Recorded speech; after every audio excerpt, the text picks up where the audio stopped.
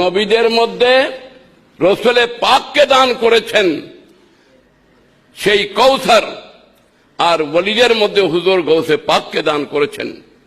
কারণ তফসির রুহুল বায়ান শরীফের 15 পারার মধ্যে রুহুল বায়ানের লেখক লিখেছেন, ময়দানে হাসরে বেহেশতীদের কাতার হবে 120 কাতার, 120 কাতার। আদম আলাইহিস সালাম থেকে ঈসা রুহুল্লাহ পর্যন্ত 1,24,000 নবীদের উম্মতের বেহেশতীর কাতার হবে 40, আর শুধু রাসূল করিম সাল্লাল্লাহু আলাইহি ওয়াসাল্লামের উম্মতের কাতার হবে 80। সুবহানাল্লাহ, তো ছোট বললে হবে না। একা রসুল পাকের উম্মতের বেহেশতীর কাতার হবে কত? 80। কাতার কত লম্বা হবে আল্লাহ এবং আল্লাহ রসুল জানেন। সুবহানাল্লাহ, সেই কসরত আমার নবীকে দিয়েছেন। আর হযরতে গৌসে পাক রাদিয়াল্লাহু তাআলা আনহুকে যেই কসরত দান করেছেন, কসরত, ইন্না আতাইনাকাল কাউসার, কাদরিয়া, চিশতিয়া, নকশবন্দিয়া, মুজাদ্দিদিয়া, শাযলিয়া, ওয়াইসিয়া, করণিয়া, রেফাইয়া, সরওয়ারদিয়া, পৃথিবীর মধ্যে যতগুলো তরিকত আছে, তরিকার মাশায়েখ আছেন, আউলিয়ায়ে কেরাম আছেন, তারা আপন আপন পীরের কাছেও মুরিদ, আবার বাতিনি ভাবে গৌসে পাকেরও মুরিদ। গৌসে পাকেরও কি মুরিদ। সুতরাং সমস্ত পীরদের যত মুরিদ আছে সব মুরিদ হুজুর গৌসে পাকের। কারণ সমস্ত তরিকতের যারা শেখ আছেন তারা সবাই গৌসে পাকের কাছে মুরিদ। পীরানি পীর গৌসে পাক রাদিয়াল্লাহু তাআলা, পীরানি পীর, পীরানি পীর, সমস্ত পীরদের পীর সবাই হুজুর গৌসে পাকের হাতে বায়াত। একটা কথা। আরেকটা কথা হলো, হুজুর গৌসে পাক বলেন, আল্লাহর সাথে আমার একটা কমিটমেন্ট হয়েছে, আল্লাহর সাথে আমার প্রতিশ্রুতিবদ্ধ হয়েছে। বলেন যেটা এটা ডিটারমাইন্ড, আল্লাহর সাথে আমার এটা ওয়াদা হয়ে গেছে। আল্লাহ আমাকে ওয়াদা দিয়েছেন দয়া করে, যারা আমার ডাইরেক্ট মুরিদ হবে, এটা খেয়াল করেন কথা, যারা আমার ডাইরেক্ট মুরিদ হবে, অথবা আমার মুরিদের মুরিদ হবে, অথবা আমার মুরিদের মুরিদ হবে, অথবা কোন পীরের কাছে মুরিদ হয় নাই, আমার কাছে মুরিদ হবার ইচ্ছা আমাকেও পায় নাই, তারা শুধু যদি তাদের দিলকে আমার দিকে রুজু করে বলে, ইয়া গৌসে পাক, আমি আপনাকে পাই নাই, আপনার মুরিদ হতে চাই, সে যদি অন্তর থেকে হাত বাড়িয়ে দেয়, আমি গৌসে পাক বুগদা শরীফ থেকে আমার বেলায়েতের হাত বাড়ায় তাকে আমার মুরিদ বানিয়ে নেব।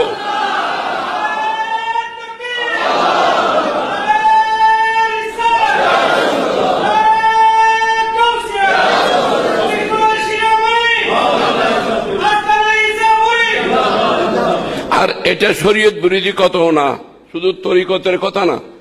আপনারা মনে করবেন না যে এটা তরিকতের বিষয়, তরিকতের ফায়সালা না, শরীয়তের ফায়সালা এটা, শরীয়তেরও ফায়সালা। কারণ একজন পুরুষ আর একজন নারী, পুরুষ বেগানা পুরুষ বেগানা নারীর জন্য হারাম, বেগানা নারী বেগানা পুরুষের জন্য হারাম, একজন আরেকজনের জন্য হারাম, তাকে ধরা হারাম, ছোঁয়া হারাম, স্পর্শ করা হারাম, তার দিকে নজর করা হারাম। কিন্তু যখন তাদের মধ্যে বোঝাপড়া হয়ে যায়, স্বামী বলবে আমি তোমাকে স্ত্রী হিসাবে গ্রহণ করলাম, বিবি বলবে আমি স্বামী হিসাবে কবুল করলাম, একজন আরেকজনের হাতও ধরা লাগবে না। মুখে যদি বলে, তাহলে ওই মেয়ে যেই মেয়েকে দেখা হারাম ছিল, তখন সেই মেয়ে তার জন্য হালাল হয়ে যায়, সেটা তার স্ত্রী হয়ে যায়, পুরুষ তার স্বামী হয়ে যায়। এই ওয়াদার দ্বারা যদি স্বামী স্ত্রী হইতে পারে, তো গৌসে পাক বলেন, তুমি যদি মুখে বলো আমি তোমার পীর, আমিও বলবো তুমি আমার মুরিদ। যে শরীয়তের ফায়সালা, এটা শরীয়তেরও ফায়সালা। হুজুর সাইয়েদনা ইব্রাহিম খলিলুল্লাহ আলাইহিস সালাম নিজের উম্মতদেরকে দুই ভাগে ভাগ করেছেন। যেহেতু আমাদের সভাপতি মহোদয় কোন সময় আবার রুলিং জারি করেন, এই জন্য আমারও বড় ভয় হচ্ছে, বড় ভয়ের সাথে কথা বলতে হচ্ছে। হযরতে নবী করিম সাল্লাল্লাহু আলাইহি ওয়াসাল্লাম ইরশাদ করেন, ইয়া আল্লাহ, আমার আব্বা ইব্রাহিম খলিলুল্লাহ উম্মতকে দুই ভাগে ভাগ করেছেন। কে? আপনারা কি শুনতেছেন? একটু জবাব দেন, কে বলতেছেন? ইব্রাহিম খলিলুল্লাহ। হ্যাঁ, একটু জবাব দেবেন। ইব্রাহিম খলিলুল্লাহ উম্মতকে দুই ভাগে ভাগ করেছেন। কোথায় আছে? কোরআন কারীমে। কোরআন কারীমের আয়াত, ফামান তাবিআনি ফাইন্নাহু মিন্নি ওয়া মান আসানি ফাইন্নাকা আনতাল আজিজুল হাকীম।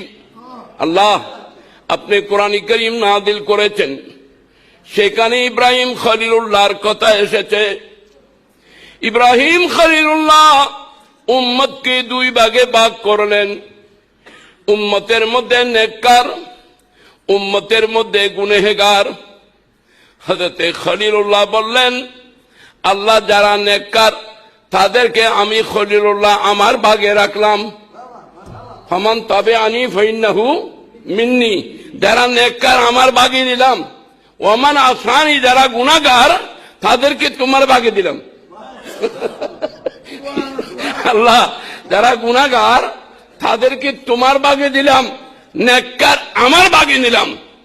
কিন্তু যেই রসুল পাকের বারবি শরীফ উদযাপিত হচ্ছে, সেই বারবি ওয়ালা রহমতুল্লাহ আলামিন বললেন, ইয়া আল্লাহ, আমার বাবাও দুই ভাগে উম্মত ভাগ করেছেন, আমিও দুই ভাগে ভাগ করতেছি, কিন্তু ব্যবধান শুধু এতটুক থাকবে, আল্লাহ যারা নেককার তাদেরকে আমি নবী তোমার ভাগে দিলাম। যারা নেককার তারা তোমার ভাগে থাকবে, আর যারা গুনাহগার, যাদের অন্তরে আমি নবীর মহব্বত আছে, তাদেরকে আমি নবী আমার ভাগে নিলাম। নারায়ে তাকবীর, নারায়ে রিসালাত, নারায়ে গাউসিয়া, মাহফিলে বারবি শরীফ। আমরা তো গুনাহগার, কিন্তু নবী আমাদের মতো গুনাহগারকে নবীর ভাগে নিয়েছেন। বড় করে বলেন সুবহানাল্লাহ। হায় হায় হায়। গৌসে পাক বলেন, ওয়া কুল্লু ওয়ালিয়্যিন লাহু কদমুন ওয়া ইন্নী আলা কদমিন নবী বদরিল কামালি। ওয়া কুল্লু ওয়ালিয়্যিন লাহু কদমুন ওয়া ইন্নী আলা কদমিন নবী বদরিল কামালি। আসসালামু আসসালামু নবিয়ুন হাশমিয়ুন হিজাজি হুয়া জদ্দি বিহি নিলতুল মানালি। আসসালামু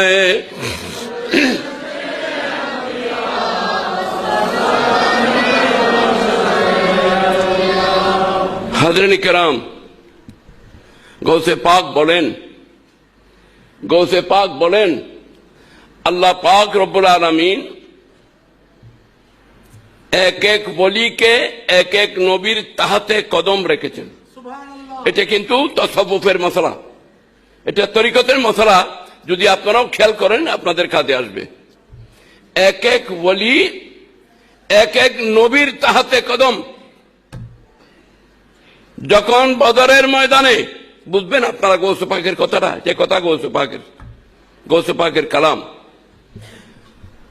যখন জঙ্গে বদরের মধ্যে কিছু মানুষ অ্যারেস্ট হয়ে আসলো, আসিরানে বদর বলা হয়, আসিরানে বদর, আলিফ সিন ইয়ে আলিফ নুন, আসিরানে বদর, বন্দী। বদরের ময়দানে যারা বন্দী হয়ে এসেছিল, রসুল করিম সাল্লাল্লাহু আলাইহি ওয়াসাল্লাম ডাইরেক্ট কোনো ফয়সালা দেননি। সরকারে দো আলম সাল্লাল্লাহু তাআলা আলাইহি ওয়াসাল্লাম সাহাবায়ে কেরামকে নিয়ে মশওয়ারা করেছেন যে বদরের এই বন্দী আসিরানে বদর এদের ব্যাপারে কি সিদ্ধান্ত নেওয়া যায়। বলেন আবু বকর সিদ্দিক, তোমার মতামত পেশ করো। বললেন হুজুর, আপনি মেহরবানি করে তাদের জন্য কিছু ট্যাক্স ফিদিয়া ফিদিয়া ফিদিয়া ফে দাল ইয়ে হে, তাদের জন্য কিছু ফিদিয়া ট্যাক্স নির্ধারণ করে দিন। তারা ট্যাক্স দিয়ে যদি ছাড় পেয়ে যায়, আস্তে আস্তে দিন ধর্ম ইসলাম আপনার সম্মান যখন দেখবে, তারাও ইসলামের দিকে এসে যাবে। বড় করে বলেন সুবহানাল্লাহ। এই পরামর্শ দিয়েছিলেন হযরতে সাইয়্যিদানা আবু বকর সিদ্দিক রাদিয়াল্লাহু তাআলা আনহু। বলেন আয় ওমর ফারুক, আপনি বলুন আপনার রায় কি? বললেন হুজুর, আমি এই রায় তো পছন্দ করতেছি না। মেহরবানি করে যারা আপনার বিরুদ্ধে তলোয়ার উঠাইছে, আপনি আমাকে তলোয়ার দেন, আমি তাদের গর্দান মার দিই। গরম। এই রায় দিয়েছিলেন আমিরুল মুমিনিন ফারুক আজম। রাসূল পাক বললেন, আয় আবু বকর সিদ্দিক, তুমি হযরতে ইব্রাহিম আলাইহিস সালামের তাহতে কদম। আয় আবু বকর সিদ্দিক, তুমি ইব্রাহিম আলাইহিস সালামের তাহতে কদম। আয় ওমর ফারুক আজম, তুমি হযরতে নূহ আলাইহিস সালামের তাহতে কদম। তিনি বলেছিলেন, রব্বে লা তাযার আলাল আরদে মিনাল কাফিরিনা দাইয়ারা, আল্লাহ যারা নাফরমানি করেছে তারা যেন জমিনে জিন্দা না থাকে, শেষ করে দাও। সুতরাং যার উপরে যার ফয়েজ সেই প্রভাবে বলবৎ হয়। এবং হুজুর গৌসে পাক বলেন, বিহি নীলতুল মানালি, আমি আব্দুল কাদের জিলানী, আল্লাহ পাক রব্বুল আলামিন আমাকে বেলায়েতে মুহাম্মদী দান করেছেন। ইমামুল আম্বিয়া রহমতুল আলামিনের বেলায়েত আল্লাহ আমাকে নসিব করেছেন। একটু বড় করে বলেন আল্লাহু আকবার। আমি বেলায়েতে মুহাম্মদীর উপরে প্রতিষ্ঠিত। হযরতে গৌসে পাক বলেন, আমি বগদাদ শরীফে জোহরের নামাজ পড়ে অপেক্ষা করতেছি। হঠাৎ করে আমি দেখলাম আমার জদ্দে আমজাদ ইমামুল আম্বিয়া রহমতুল আলামিন আমার সামনে আমাকে সাক্ষাৎ দিলেন। রাসূল করিম সাল্লাল্লাহু আলাইহি ওয়াসাল্লামের জিয়ারত নসিব হলো। বললেন, বেটা আব্দুল কাদের জিলানী, তুমি বয়ান কেন করো না? আল্লাহ তোমাকে এত ইলম দিয়েছে, তোমার ইলমের দ্বারাই আল্লাহর বান্দারা মখলুক উপকৃত হবে। তুমি কোন ধরনের ওয়াজ নসিহত করতেছো না, কোনো বয়ান করতেছো না কেন? বলেন, হুজুর, এই আরবের এই মানুষ, তাদের সামনে আমি আজমের একজন মানুষ। কারণ হযরতে গৌসে পাকের বাড়ি হলো ইরানে। গৌসে পাকের বাড়ি কোথায়? ইরানের মধ্যে। এলাকা হলো জিলান। এলাকা হলো কি? জিলান। এবং গৌসে পাকের আব্বার নাম হলো আবু সালে মুসা মোহাম্মদ সালে জঙ্গি দোস্ত, এবং মার নাম হলো বিবি উম্মুল খায়ের আমাতুল জব্বার ফাতেমা। মা এবং বাপ এত বুজুর্গ হস্তি ছিলেন। রাসূল করিম সাল্লাল্লাহু আলাইহি ওয়াসাল্লাম স্বয়ং হযরত আবু সালে মুসা জঙ্গি দোস্তের সামনে হাজির হয়ে বলেছেন, আয় আবু সালে, আল্লাহ তোমাকে এমন বেটা দান করেছেন যেই বেটা আমারও বেটা, আমারও মাহবুব, আল্লাহরও মাহবুব, আমারও মাহবুব, আল্লাহরও মাহবুব। এটা তো বলেছেন রাসূল করিম সাল্লাল্লাহু আলাইহি ওয়াসাল্লাম। খাজা গরিব নওয়াজের কথা আপনাদের সামনে উল্লেখ হয়েছে। গরিব নওয়াজ শাহ বগদাদ রাদিয়াল্লাহু তাআলা আনহু, তিনি গৌসে পাককে খুব বেশি আদব করেছেন। একটি কথা মনে রাখবেন, আল্লাহর মাহবুব সাইয়েদনা গৌসে পাককে কেউ যদি তাজিম করে, আদব করে, মোহব্বত করে, তো আল্লাহ পাক রব্বুল আলামিন তাকে বেলায়েত দান করেন। আল্লাহ তাকে বেলায়েত দান করেন। এবং গৌসে পাক যদি কাকে বেলায়েত দিতে চান, তখন তিনি কোনো দিকে এদিক ওদিক দেখেন না, ডাইরেক্ট বেলায়েত দান করে দেন। কারণ ফাইল তো পুট আপ করবেন হযরতে গৌসে পাক। অথরিটি, অ্যাপয়েন্টমেন্ট অথরিটি গৌসে পাক। আল্লাহর রাসূল সেই পাওয়ার দিয়েছেন শাহ বগদাদকে।